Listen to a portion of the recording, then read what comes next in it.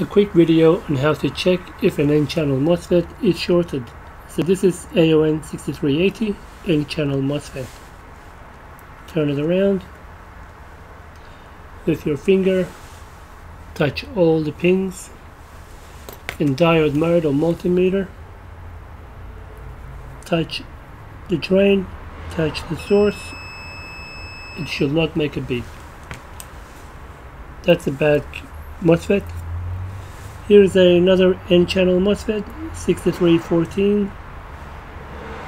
Slightly different characteristics, but again, it's an N-Channel MOSFET. Same thing, touch your finger to reset, and multimeter and diode mode, no beep, no continuity.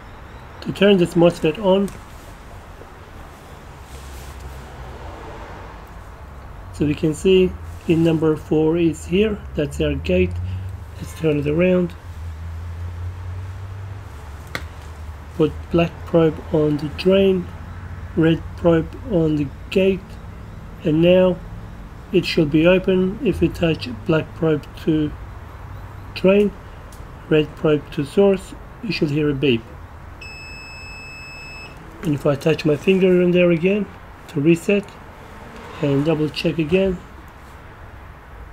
it's now closed.